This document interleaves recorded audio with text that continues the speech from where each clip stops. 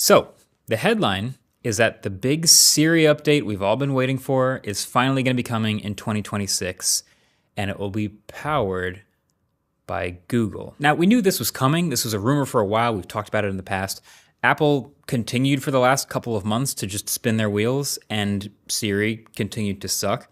I made a video about 9 months ago about the state of Apple's AI crisis, basically, and not a whole lot has changed since then. You should go watch that video. It's linked below. It's basically a much more in-depth, detailed analysis of all of Apple's AI stuff. But this update, this headline, is basically now Apple and Google putting out statements confirming the hilarious news that Apple hasn't finally figured out AI. They will be partnering with a company who has figured out AI. So here's the official quote from Apple. After careful evaluation, we've determined that Google's technology provides the most capable foundation for Apple foundation models, and we're excited about the innovative new experiences it will unlock for our users.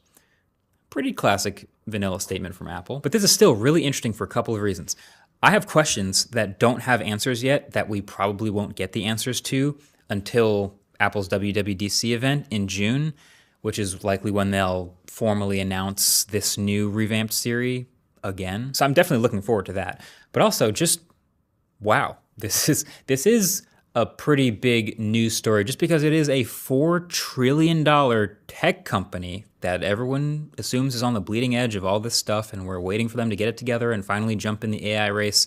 And now this feels like the headline that we can all point to say, okay, yeah, they're losing the AI race. And honestly, I don't blame them. It's hard to tell if that's exactly what's happened at this very moment, but that's how it feels. But you know what? If you're Apple and you've been spinning your wheels this entire time, working on Siri, but Siri's just been bad this whole time, and it's famously taken you longer than you thought to deliver the features from the ads you had to delete, then this move makes perfect sense, as hilarious as it is. Like, this is not the first time Google and Apple have worked together. Famously, Google's paid Apple billions of dollars over the years to be the default search engine in Safari.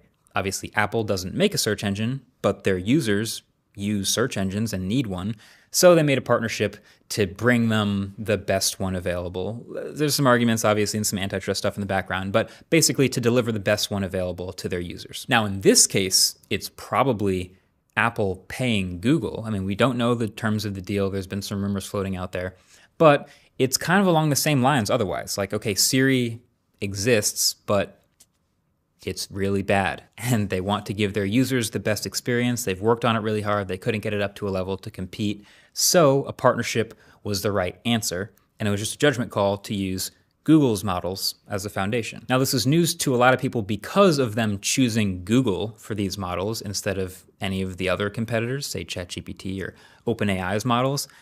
To me, it's most interesting because they recently made a big partnership with OpenAI. Siri, as you know now, will kick out to ChatGPT for any complex request that is too much for Siri to handle, stuff that needs world knowledge or has a multi-step request or whatever it is.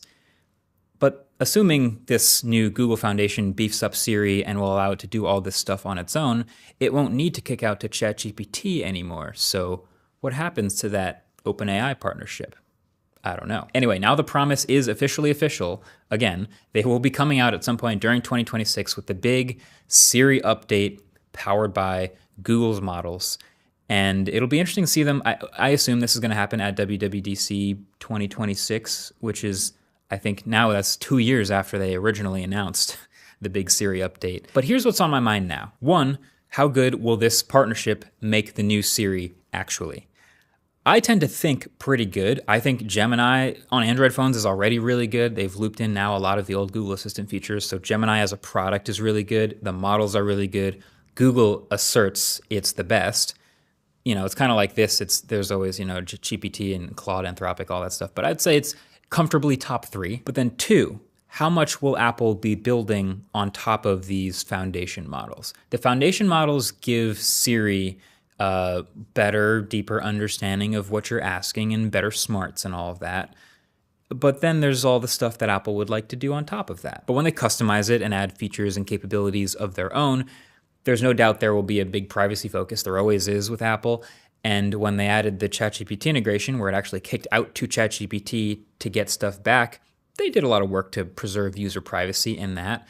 Using the Google Foundation models does not inherently mean it's going to be kicking stuff out to Google. It's got the models on the device, but still it'll be interesting to see how they customize, the functionality on top of what Google's stuff will do. Like, remember that weird kind of half circle to search that's built into Apple Intelligence on the iPhone, where you take a screenshot and then highlight what you want, and then it lets you just basically Google image search whatever you circled? What if the iPhone gets full-on real Android grade circle to search now? Circle to search is one of the absolute most useful AI features to me of the entire last 5+ years, where you can circle whatever's on your screen, search text, or circle an image to get a search for that image, or get more info on locations or a sign you took a picture of or whatever else.